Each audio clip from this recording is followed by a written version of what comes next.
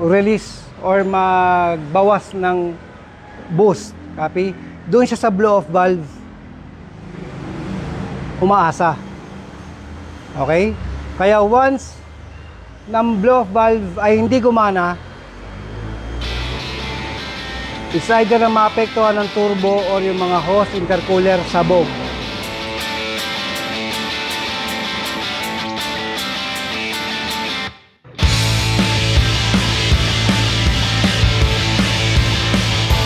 Okay mga paps, meron tayong final na lang ulit, diba? Kasi medyo marami na kayong tinraining dun sa taas. Okay, ito naman kung paano siya nagke-create ng boost. Nag-overboost, underboost. Yan. Yung theory na tinuro natin, di ba? Yung nagbubukas yung wastegate. Pag nakabukas yun, ano nangyayari? Pag nakasara, ano nangyayari? Ano lang natin yan, i-cross-check lang. Kaya tinanggalin muna natin itong rod na to. Kasi magko-command yan, itong turbo actuator. Siya yung mag-aangat, baba. So, gagawin natin, manual muna. Alright, manual muna tayo muna magdadrive sa kanya. Kailangan ko ng engine oil. Bago mag-test ng mga ganitong turbo ng mga bago, mga paps, bago niya suplento ng hangin, kailangan to merong langis. Kailangan yan ma-pre-lubricate muna bago din isampa sa makina. Copy? Ba't kailangan lagyan ng langis yan? Bago i-check, bago i-testing. Para maiwasan yung friction at para hindi mag-init yung shaft niya. Iinit yan at masisira yung kanyang components sa loob, yung mga seal ring and so on and so forth. Copy? So, lalagyan ko muna to ng langis. Okay, ayan, pwede na yan. So lubricated na yung kanyang loob. Isara ko lang muna, pero tutulo yan dito sa baba.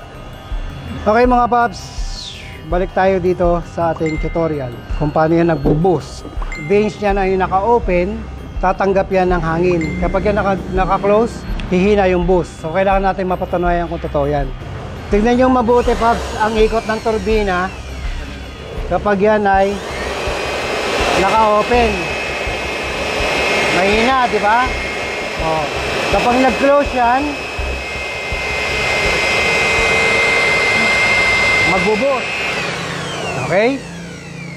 So, ganyan nagpa-function itong turbo VGT, okay, or variable geometry turbochargers. Copy? So, ang nagko-command niyan, syempre, galing sa mass airflow sensor. Pag nadedetect niya na mga sobrang dami na ng volume ng hangin, magbibigay ng command sa ECU papunta dito. Tapos mag-release or hihina yung ikot ng turbina.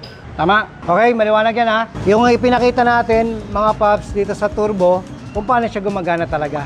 So pag start ng engine mo, umaandar na rin yan. Mahina lang.